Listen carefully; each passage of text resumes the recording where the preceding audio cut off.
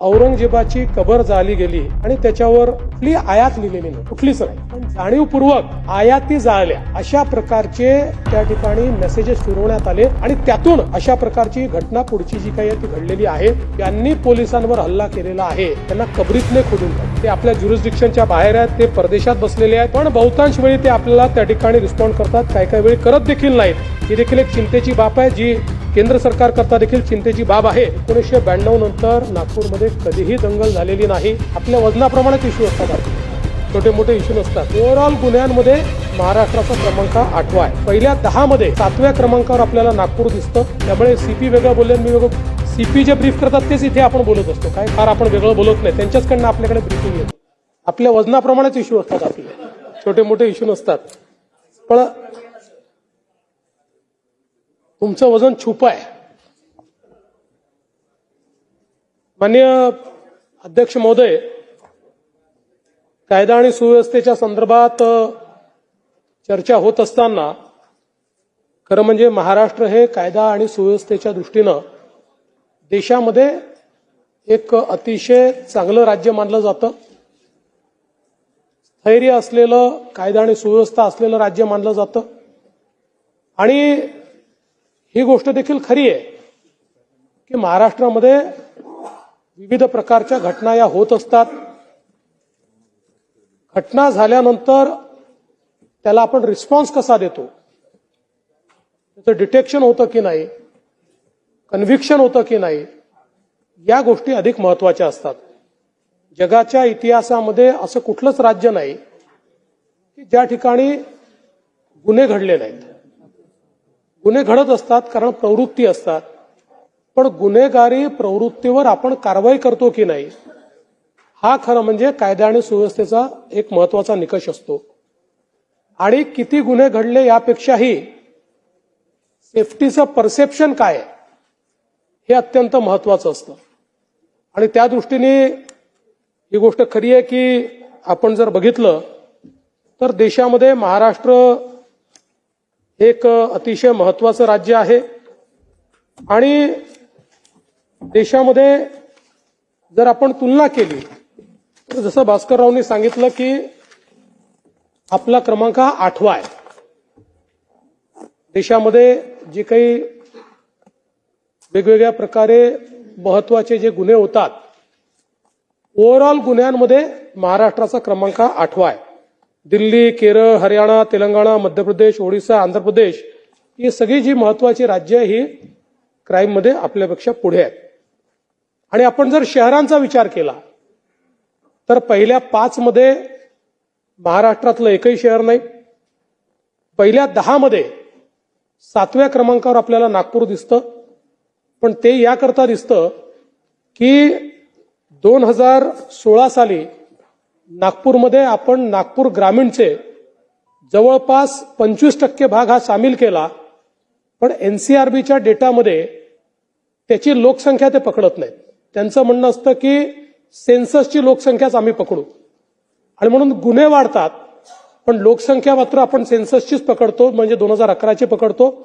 आणि म्हणून जर आपण 2011च्या सेन्ससमधलेच या भागातली लोकसंख्या पकडली तर नागपूर शहर हे 22व्या-24व्या नंबरवर जातं. त्यामुळे तसा विचार केला तर पहिल्या 10 मध्ये आपलं कुठलंही आपला शहर नाही. मुंबईसारखी मेट्रोपोलिस ही देखील 15व्या क्रमांकावर आहे. पुण्यासारखी मेट्रोपोलिस 18व्या क्रमांकावर आहे. आपण बघितलं तर पहिल्या क्रमांकावर दिल्ली आहे, दुसऱ्यावर जयपूर आहे, तिसऱ्यावर इंदोर आहे, चौथ्यावर कोची आहे, 5व्यावर पटना आहे, मग लखनौ आहे, गाझियाबाद आहे, कानपूर आहे, कोझिकोड आहे. त्यामुळे तुलनेनं महाराष्ट्रातली जी शहरं आहेत, शहरीकरण इतक्या मोठ्या प्रमाणात झाल्यानंतर, विकास इतक्या मोठ्या प्रमाणात झाल्यानंतर देखील कायदा आणि सुव्यवस्था ही आपल्याला या ठिकाणी एक प्रकारे चांगल्या पद्धतीची पाहायला मिळते. हे होत असताना आपण जर बघितलं तर माननीय अध्यक्ष महोदय, यामध्ये आता मी फार डिटेलमध्ये सगळ्या जाणार नाही, पण एकूण जर गुन्ह्यांची संख्या आपण बघितली, म्हणजे मी नेहमी इतके वर्ष माझ्या भाषणात सांगतो की स्टॅटिस्टिक्स हे महत्वाचं नसतंच. Statistics is always misleading. Perception काय हे अधिक महत्वाचं असतं. तरी देखील काही गोष्टी या स्टॅटिस्टिक्सनेच सांगाव्या लागतात. म्हणून मी सांख्यिकी आपल्या पुढे ठेवतो की 2024 मध्ये 2023च्याशी आपण जर तुलना केली तर गुन्ह्यांमध्ये 2586 ची घट आहे, त्याच्यामध्ये वाढ नाही आहे.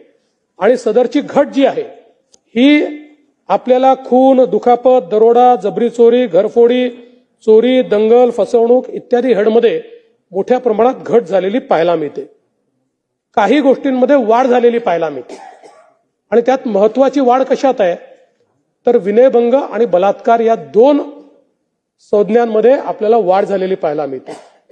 पण सातत्याने आपण जर बघितलं तर जेव्हापासून 2013 साली आपण निर्भयानंतर या संपूर्ण क्राईमची डेफिनेशन बदलली आणि त्याला अपग्रेड केलं.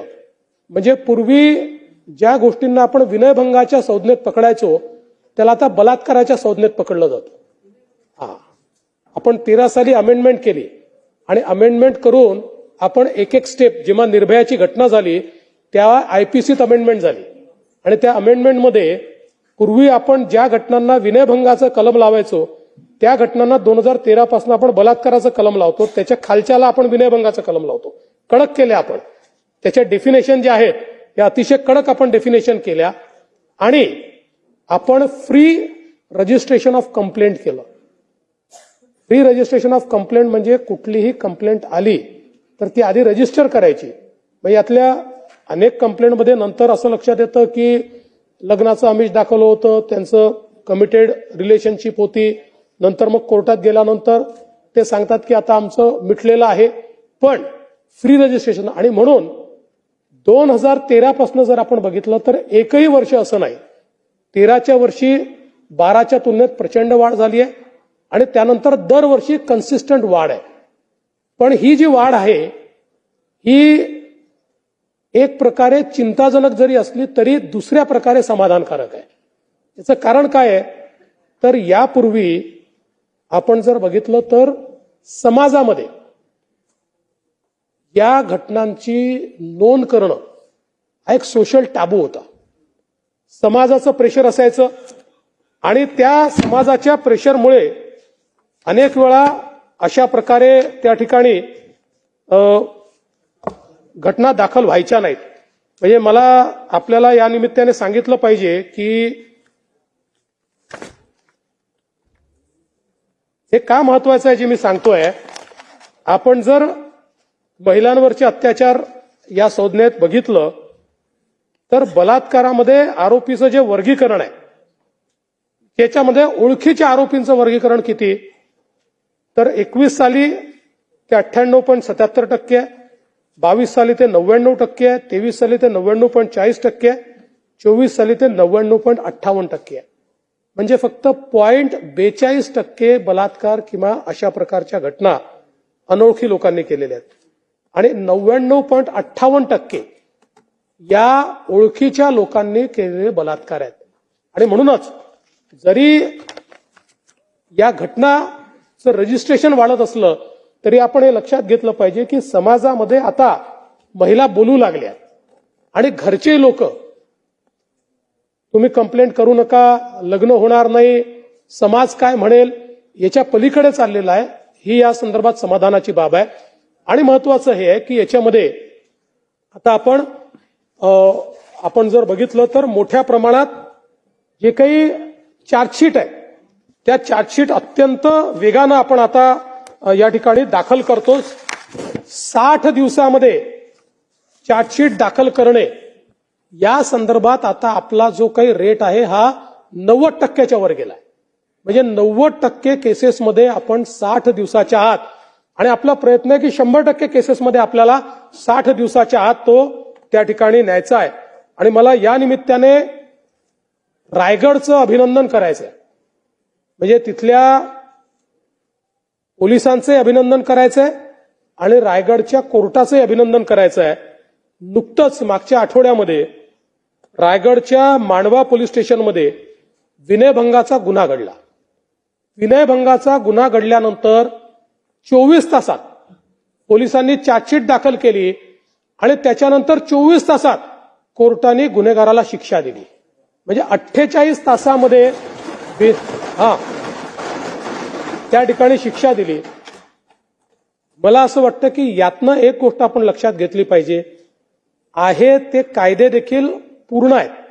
विशेषतः BNS सारखा जो नवीन कायदा भारतीय न्याय संहिता आलेला आहे, या कायद्याने अशा प्रकारच्या घटनांमध्ये गतिशीलता आणण्याकरता आणि रेट ऑफ कन्व्हिक्शन वाढवण्याकरता प्रचंड मोठी व्यवस्था उभी केलेली आहे. आणि म्हणून मला असं वाटतं की पोलीस, प्रॉसिक्युशन आणि कोर्ट या तिघांनीही जर गांभीर्याने काम केलं तर आपण रेट ऑफ कन्व्हिक्शन वाढवू शकतो आणि याचा वेग देखील आपण या ठिकाणी मोठ्या प्रमाणात वाढवू शकतो. आज आपण जर बघितलं तर विशेषतः बलात्काराच्या घटनांमध्ये मी सांगितलं 60 दिवसात निर्गतीचं जे प्रमाण आहे ते 94% आहे यावर्षी. म्हणजे आपण विचार करा आपण किती वाढ त्याची होत गेली आहे. तर आपण समजा 2020 साली 45% आपले प्रकरण हे 60 दिवसामध्ये आपण त्याची निर्गती करायचो आणि त्याची चार्जशीट दाखल व्हायची. ते आता 2024 साली 94% आपण पोहोचलो आहोत. पुढच्या वर्षी म्हणजे 2025 साली 99% आपण पोहोचू. क्वचितच एखादं प्रकरण असं राहील की ज्याच्यामध्ये काही गॅप्स असल्यामुळे आपल्याला त्या ठिकाणी ते करता येणार नाही. अनेक महिलांवरच्या घटनांना प्रतिबंध करण्याकरता योजना आपण केल्या आहेत. त्यामध्ये पोलीस आयुक्तालय आणि अधीक्षक स्तरावर, घटक प्रमुख स्तरावर आपण महिला सहाय्यता कक्षाची एक स्थापना केलेली आहे. म्हणजे खालच्या स्तरावर नाही, घटक प्रमुख जे आहेत त्या स्तरावर आपण ते केलेलं आहे. आणि प्रत्येक पोलीस ठाण्याला म्हणजे सातत्याने मागणी येते की महिला पोलीस स्टेशन उघडा. आपण कॉन्शियस निर्णय घेतला, एक महिला पोलीस स्टेशन उघडायचं, तिथे 0चा FIR दाखल करायचा, तिथनं पोलीस स्टेशनला पाठवायचं, किंवा तिथेच जर प्रत्येक महिलांवरच्या गुन्ह्याची उलगडा करायचा असेल तर मग जॉग्राफिकल लोकेशनला कुठेही असतील तरी त्यांना तितक्या दूर त्या पोलीस स्टेशनला जावं लागेल. आणि म्हणून आपण मागच्या काळात कॉन्शियस निर्णय घेतला की प्रत्येक पोलीस स्टेशनमध्ये महिला एक डेडिकेटेड असा सेल आपण तयार केलेला आहे. आणि कुठल्याही क्षणी महिला जर एखादी तक्रार नोंदवायला गेली तर महिला अधिकाऱ्यांनीच ती तक्रार नोंदवून घेतली पाहिजे, अशा प्रकारचा आपण निर्णय केलाय. तशा प्रकारची व्यवस्था ही आपण केलेली आहे. आणि यासोबत विशेष न्यायालय आपण काही कार्यरत केले आहेत. आता नुकतंच लक्षात आलं की कारण शेवटी महिलांवरचे विशेष न्यायालय जे आहेत हे डेझिग्नेट माननीय उच्च न्यायालय करतं. आता आपल्याकडे त्या न्यायालयातले न्यायाधीश बदली झाले, काही ठिकाणी रिटायर झाले, आणि त्यामुळे असं लक्षात आलं की मंजूर न्यायालयात मोठ्या प्रमाणात पण कार्यरत न्यायालय कमी आहेत.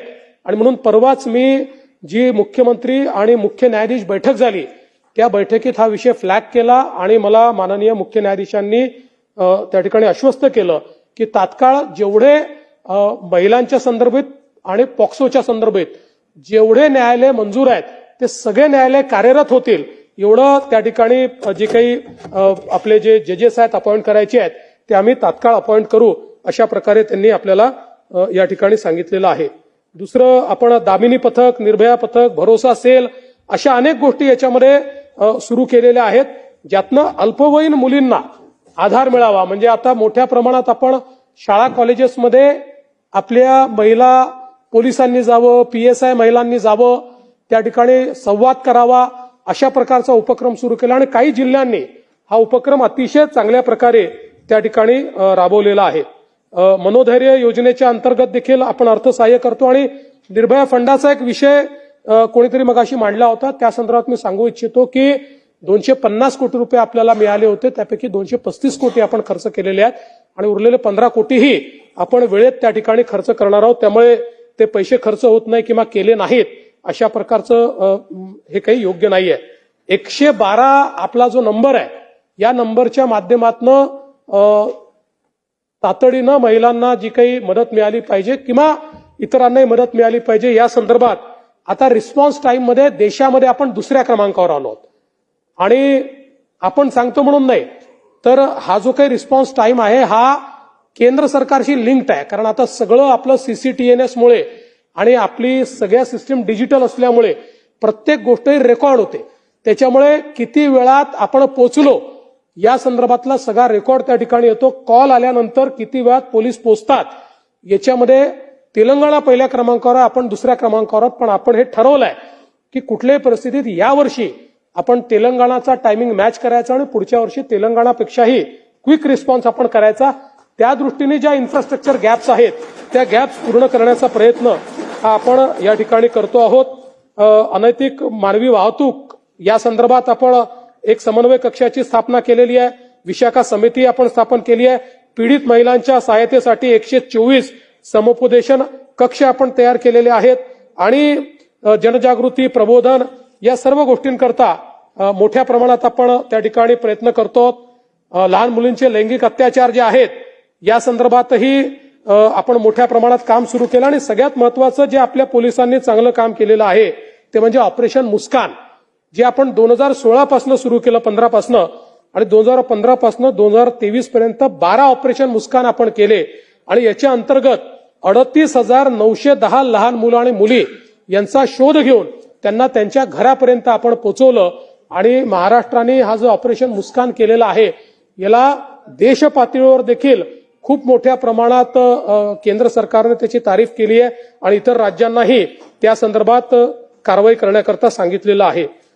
एक स्पेशल टास्क फोर्स देखील पॉस्कोच्या संदर्भात आपण केलेला आहे आणि पॉस्कोच्या संदर्भात चार्जशीट वगैरे वेळेत झाली पाहिजे या संदर्भात आपण प्रयत्न करतो. एक 1098 ही एक टोल फ्री अशा प्रकारची व्यवस्था देखील आपण या निमित्ताने सुरू केलेली आहे. आणि म्हणून मला असं वाटतं की मोठ्या प्रमाणात हे काम आज आपल्याकडे होताना आपल्याला पाहायला मिळतं आहे. आज आपण जर बघितलं तर गुन्ह्याच्या संदर्भात मी आपल्याला सांगितलेलं आहे. यासोबत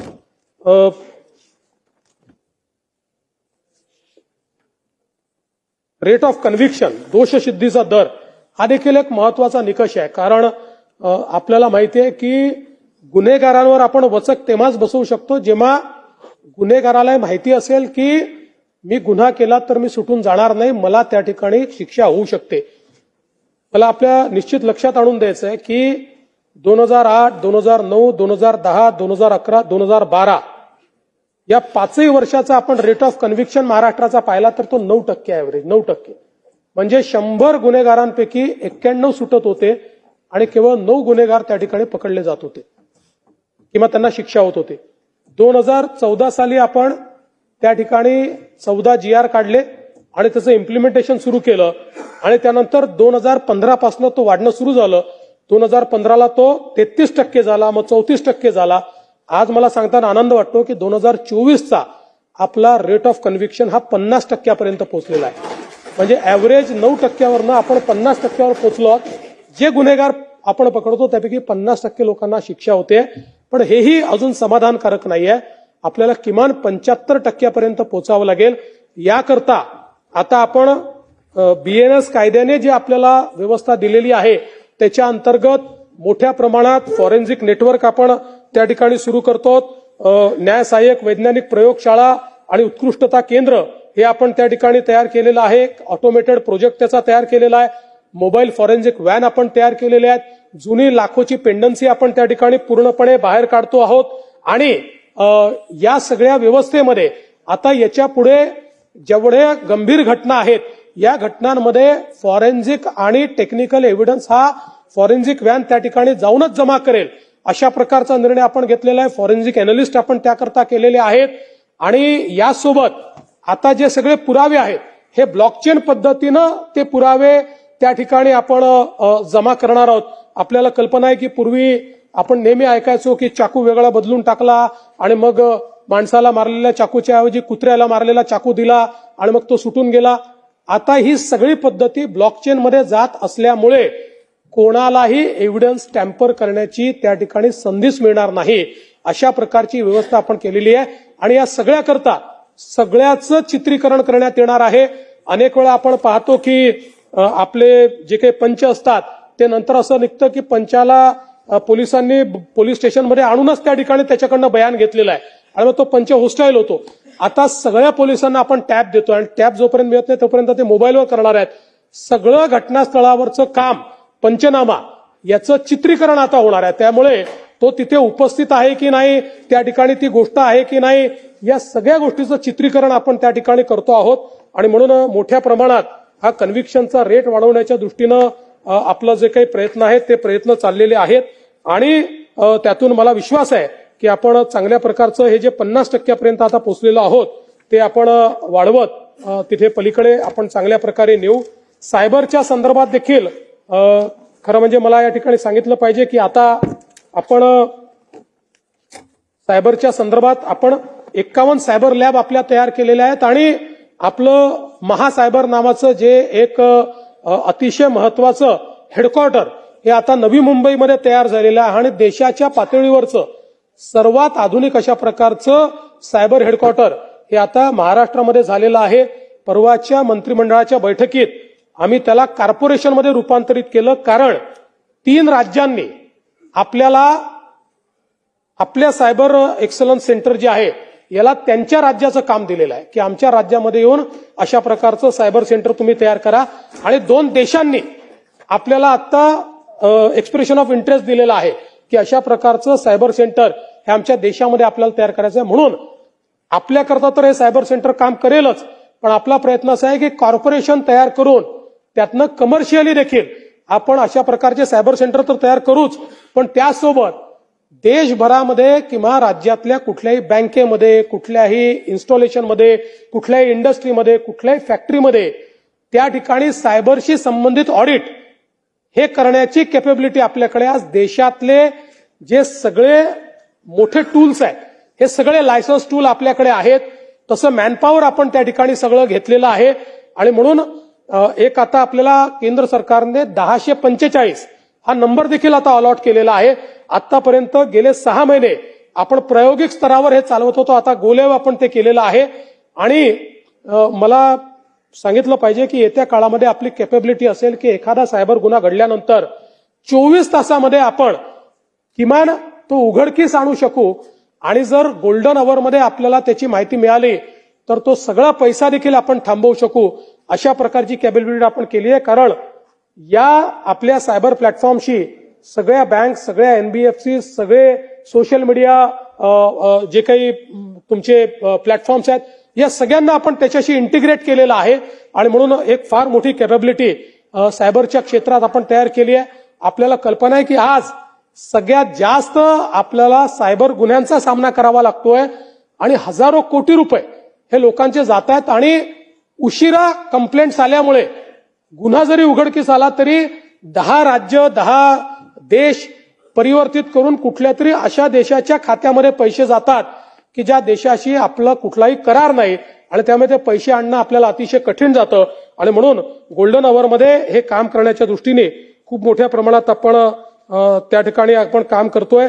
आता 2024 मध्ये याचाच उपयोग करून नाही करावं लागतं. आता आपण जी प्लॅटफॉर्म आपण तयार केलेला आहे बँकांनी जर सपोर्ट केला नाही आता फॉर्च्युनेटली सुप्रीम कोर्टाने तर असाही निर्णय दिलाय की जेव्हा फ्रॉड होतो आणि त्या फ्रॉडमध्ये जर बँकांची चूक असेल तर आता बँकांनी पैसे भरून द्यायचे. आता सुप्रीम कोर्टाचा निर्णय आलेला आहे. आतापर्यंत बँका तयार नसायच्या पण आता बँकांनी ते पैसे भरून द्यायचे आहेत. त्यामुळे आता बँका ज्या आहेत अशा याच्यात आता म्हणजे आता मी आपल्याला सांगतो की 2024 साली जवळपास 440 कोटी रुपये हे आपण या फ्रॉड्समध्ये थांबवले बँकांमध्ये गोठवले आणि त्या लोकांचे ते पैसे जे आहेत ते आपण परत केले आणि त्यासोबत एक ऑपरेशन ब्लॅकफेस आपण सुरू केलेलं आहे ज्याच्या अंतर्गत लहान मुलांचे अश्लील व्हिडिओ असतील पोर्नोग्राफिक व्हिडिओज असतील हे सोशल मीडियावर शोधून काढायचे आणि ते सोशल मीडियावरनं त्या ठिकाणी काढून टाकायचे. यापूर्वी आपल्याला अशा प्रकारच्या गोष्टींकरता केंद्र सरकारकडे जावं लागायचं त्यांना विनंती करावी लागायची.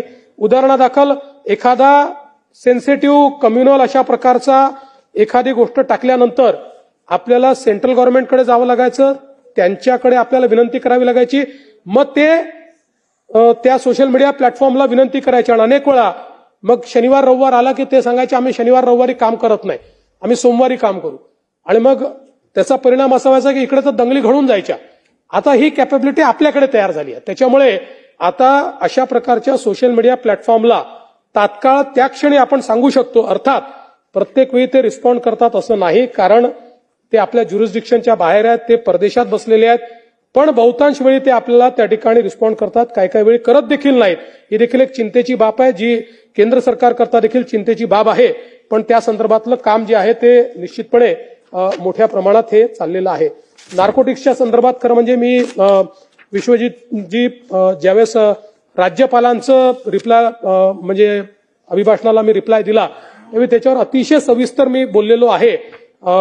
पण एवढंच सांगतो की त्या संदर्भात आता आपल्याला दिसतंय की खूप मोठ्या प्रमाणात कारवाई आपण सुरू केलेली आहे. आपण जसं सांगितलं की या ज्या फॅक्टरीत आता कुठेही बंद केमिकल फॅक्टरी असेल तर तिथे आपली व्हिजिट होते. MIDCला आपण अलर्ट केलेला आहे. बंद केमिकल फॅक्टरी ही पोटेन्शियल ड्रग तयार करण्याची फॅक्टरी बनू शकते अशा प्रकारचं हे असल्यामुळे MSAB आपल्या MIDC कडनं तशा प्रकारचे आपण कुठे कुठे बंद फॅक्टरी आहेत त्याचं इन्स्पेक्शन आपण सुरू केलेलं आहे आणि मोठ्या प्रमाणात हे काम चाललेलं आहे. पण ही गोष्ट देखील खरी आहे की यात अधिक जाणीव जागृती करण्याची आवश्यकता आहे, कारण कमी क्वांटिटी असते आणि त्यात जास्त पैसा असतो, त्यामुळे ती पकडणं देखील अनेक वेळा कठीण जातं. आणि म्हणून या संदर्भात खूप मोठ्या प्रमाणात आपण एक कारवाई हातामध्ये घेतली आहे. आणि जसं मी त्या दिवशी सांगितलं की आपण हा निर्णय देखील या निमित्ताने केलेला आहे की कोणीही पोलीस हा जर NDPSशी संबंधित गुन्ह्यामध्ये पोलीस जर आढळला तर त्याला त्या ठिकाणी बडतर्फच करायचं, त्याला कुठल्याही परिस्थितीमध्ये सस्पेंड करायचं नाही. हा निर्णय देखील आपण केलेला आहे. आणि हे देखील मला सांगितलं पाहिजे की पहिल्यांदा राज्यामध्ये आपण प्रत्येक युनिट करता सेपरेट अँटी नार्कोटिक्स फोर्स आता तयार केला. त्याचे नवीन आपण जागा तयार केल्या, म्हणजे नुसतं असलेल्या फोर्समधनं कार्व आउट नाही केला, त्याच्या जागा तयार केला, त्याची हायरार्की तयार केली आणि प्रत्येक युनिटला त्या संदर्भातली कॅपेबिलिटी आता आपण तयार करून दिलेली आहे, जेणेकरून पूर्वी मोठ्या युनिटमध्ये कमिशनरेटमध्ये अँटी नार्कोटिक सेल असायचा पण तो खाली नव्हता.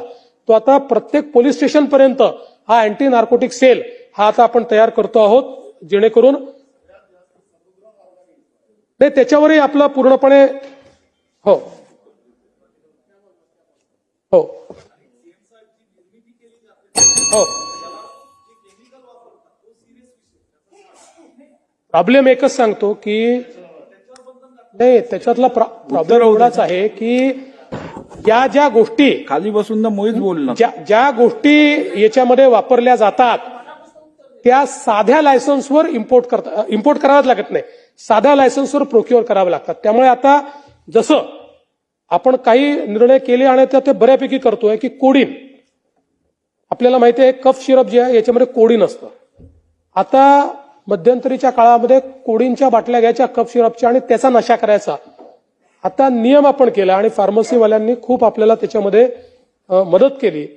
आता त्यांना आपण CCTV लावायला लावले आहेत आणि कोडीनच्या संदर्भात आपण त्यांना प्रिस्क्रिप्शन शिवाय कोडीन द्यायचं नाही आणि कुठल्या प्रिस्क्रिप्शनवर दिलं याचा रेकॉर्ड ठेवायला सांगितलेला आहे. त्यामुळे कुठेही आपण इन्स्पेक्शन केल्यानंतर आपल्याला त्याचा रेकॉर्ड आता पाहता येतो आणि याच्यामुळे कोडीनचं इम्पोर्ट हे अचानक आपण पाहिलं असेल तर कमी झालेलं आहे. त्यामुळे त्याच्यावर आपण तशा प्रकारे करतोय. पण हे जे आज सिंथेटिक ड्रग्ज आहेत ज्याच्यामुळे तरुणाई पण खराब होते, हे सिंथेटिक ड्रग तयार करणं फार सोपं आहे. म्हणजे कढाईमध्ये रस टाकून जसं आपण तयार करतो तशा प्रकारे ड्रग्ज तयार होत आहेत. आणि म्हणून ही आपल्याकरता चिंतेची बाब आहे. याच्याकरता काही खूप एक्झॉटिक केमिकल्स वगैरे काही लागत नाहीत, साध्या केमिकलने तयार होतात. म्हणून याच्यावर आपल्याला इंटेलिजन्सच्या मदतीनेच कारवाई करावी लागते, ती आपण करतो आहोत. आणि याच्याशी संबंधित जे केमिकल्स आहेत ते कोण कोण त्या ठिकाणी कोणाकडे लायसन्सेस आहेत ते बरोबर वापरतायत की नाही या संदर्भातही इंटेलिजन्स जमा करण्याचं काम आपण या ठिकाणी करतोय. मला एक गोष्ट अजून या ठिकाणी सांगितली पाहिजे की जी नॅशनल फॉरेन्सिक लॅबोरेटरी आहे, या नॅशनल फॉरेन्सिक लॅबोरेटरीनी आता national forensic science university, not laboratory, या नॅशनल फॉरेन्सिक सायन्स युनिव्हर्सिटीने आपले 3 केंद्र युनिव्हर्सिटी 3 ठिकाणी तयार करण्याचं ठरवलंय. त्याच्यामध्ये एक महाराष्ट्रामध्ये देखील आता त्यांनी कालच 18 मार्चला नोटिफिकेशन काढलं. एक महाराष्ट्रामध्ये, एक छत्तीसगडमध्ये आणि एक ओडिसामध्ये त्या ठिकाणी अशा प्रकारे ही महाराष्ट्रामध्ये नागपूरमध्ये ही आपली नॅशनल फॉरेन्सिक सायन्स युनिव्हर्सिटी ही त्या ठिकाणी तयार करण्याचा केंद्र सरकारने निर्णय घेतलेला आहे. याच्यामुळे फॉरेन्सिक सायन्समध्ये खूप मोठी कॅपेबिलिटी आपल्याकडे तयार होईल आणि त्यातनं गुन्हे जे आहेत त्या गुन्ह्यांच्या अन्वेषणामध्ये आपल्याला एक महत्वाचा फायदा हा त्या माध्यमातून मिळेल। यासोबत आपण जर बघितलं तर आता आपण आर्टिफिशियल इंटेलिजन्समध्ये देखील खूप मोठ्या प्रमाणात मार्वल नावाची एक प्रणाली विकसित केली आहे, ज्याच्यामध्ये Maharashtra advance research and vigilance for advance law enforcement limited अशा प्रकारे मार्वल ही आपण IIMच्या सोबत तयार केलेली अशा प्रकारची आपली एक खूप महत्वाची कंपनी आहे। या कंपनीच्या माध्यमातून आपण इतकी मोठी कॅपॅबिलिटी तयार केलेली आहे की ज्यातनं आज केवळ पोलीस विभागाला नाही तर आपल्या कुठल्याही विभागाला AI मध्ये कुठल्याही प्रकारची मदत लागली तरी ती मदत आपण या ठिकाणी करतो। AI आणि मशीन लर्निंग या दोन्हीचं मॉडेल आपण तयार केलेलं आहे। भारत निवडणूक आयोगाने देखील आपली मदत ही इलेक्शनच्या काळामध्ये या मार्वलच्या माध्यमातून त्या ठिकाणी घेतलेली आहे। याच्यामध्ये smart city CCTV surveillance analysis आहे, याच्यामध्ये सीमा चौक्यांवर संशयास्पद वाहनांच्या हालचालीवर लक्ष ठेवणे आहे, बेकायदेशीर वितरणाचे सूचक विसंगत वर्तन ओळखण्याची आणि मद्य उत्पादनाचे निरीक्षण करणे, या सगळ्या गोष्टी याच्यामध्ये आहेत। आणि यासोबत आपण आता AIचा उपयोग करून म्हणजे मी एक आपल्याला उदाहरण सांगतो की मध्यंतरीच्या काळामध्ये नंदुरबारमध्ये एक घटना झाली आणि त्या घटनेमध्ये अतिशय अंधुक अशा प्रकारचा ज्याने मर्डर केला त्याचा फोटो आला आणि त्याच्या मोटरसायकलची नंबर प्लेट देखील ठीक आली नाही। पण आपण या AIचा उपयोग केल्यावर त्याचं एक्झॅक्ट स्केच आपल्याला तयार करता आलं आणि ती जी अर्धवट नंबर प्लेट म्हणजे तिरपी जी आली होती ती नंबर प्लेट देखील योग्य प्रकारे AIतनं रिकन्स्ट्रक्ट झाली आणि त्यामुळे 48 तासामध्ये तो आरोपी आपण त्या ठिकाणी पकडू शकलो।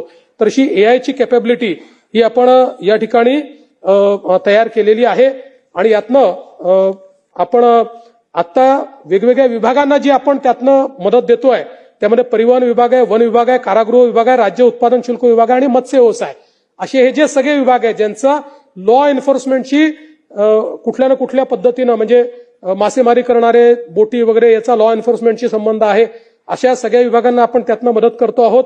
आणि जवळपास याच्यामध्ये AI powered object detection, AI powered CCTV footage विश्लेषण, CDR, IPDR, TDR, AI powered chatbot विश्लेषण, स्मार्ट ऑप्टिकल कॅरेक्टर रिकॉग्निशन, चॅटबॉटने संचयित ट्रॅकिंग, भौगोलिक मॅपिंग विश्लेषण सक्षम करणे। म्हणजे मी आपल्याला उदाहरण सांगतो की आपण जर बघितलं तर आता एखादा व्यक्ती पळून गेलेला आहे, त्याला शोधण्याकरता 1 महिन्याचं 10 वेगवेगळ्या शहरातलं सीसीटीव्ही फुटेज 1 महिन्याचं 10 वेगवेगळ्या हे जर आपण AIला दिलं, या ठिकाणी आपण जी कॅपेबिलिटी उभी केली आहे तर जिथे जिथे फेस रिकॉग्निशन कॅमेरे सगळीकडे आहेत आपल्याकडे, त्या कुठल्याही फेस रिकॉग्निशन कॅमेऱ्यात तो आला असेल तर 5 ते 10 मिनिटांमध्ये हे AI टूल या 10 शहरातलं 1 महिन्याचं संपूर्ण सीसीटीव्ही नेटवर्क हे त्या ठिकाणी ट्रॅक करतं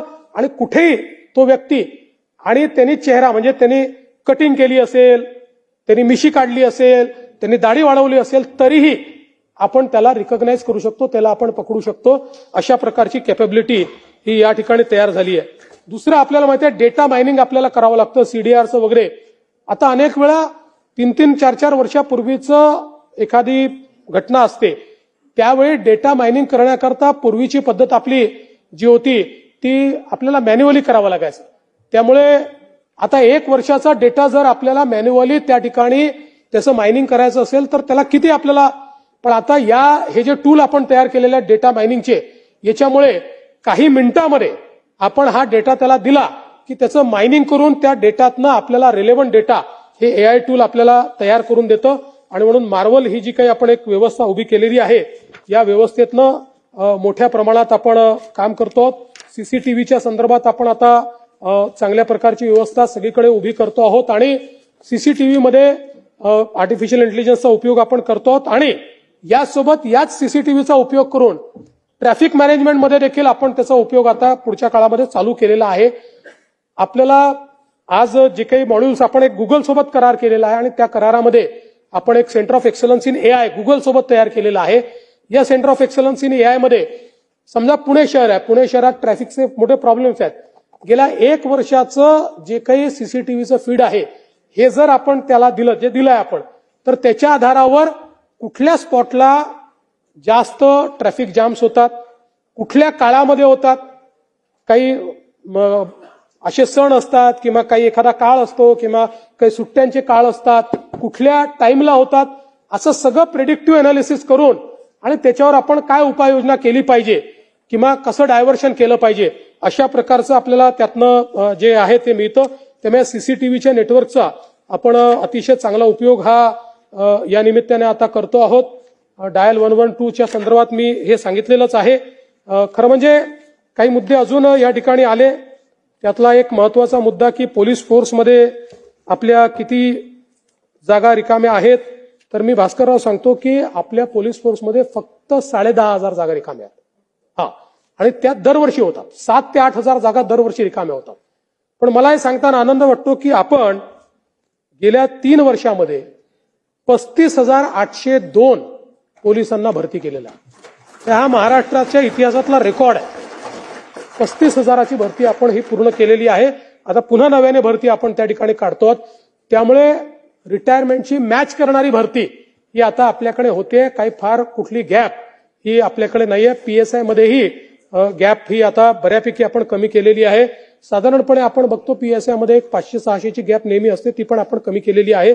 त्यामुळे आता पोलिसांच्या एकूण संख्येमध्येही कुठे कमतरता नाहीये. मी एकूणच या मागण्यांच्या निमित्ताने अनेक मुद्दे अनेकांनी उपस्थित केलेले आहेत. सगळ्या मुद्द्यांना काही आपल्याला त्या ठिकाणी उत्तर देता येणार नाही, पण एवढंच आश्वस्त करू इच्छितो की घोसाळकरांच्या संदर्भातली चौकशी जवळपास पूर्ण करून त्याचं आपण जे आरोपपत्र आहे तेही दाखल केलेलं आहे. आणि त्याच्यामध्ये जो संबंधित व्यक्ती आहे त्यांनीच ते केल्याचे सगळे पुरावे, म्हणजे ज्याने तो फेसबुक लाईव्ह केला त्याचे सगळे पुरावे आपल्याला मिळालेले आहेत. आता त्याच्यामध्ये हे साहजिक आहे की कुटुंबाला क्लोजर हवं असतं, त्यामुळे कुटुंबाला असं वाटतं की याच्यात अजून काही आहे का. तर म्हणूनच मी पोलिसांना सांगितलं की जरी आपण त्या संदर्भात काय म्हणतात त्याला चार्जशीट दाखल केली असली तरी देखील तुम्ही चौकशी बंद करू नका. याचे काही अजून अँगल सापडतात का ते आपण बघा. तशा प्रकारचं अँगल काही असतील तर ते बघणं आमचं चाललेलं आहे. एक मुद्दा अजून या ठिकाणी मला असं वाटतं नानाभाऊ आपण बसल्या बघला रोहित पवारांनी मांडला की सीपी वेगळं बोलले आणि मी असं बिलकुल नाही.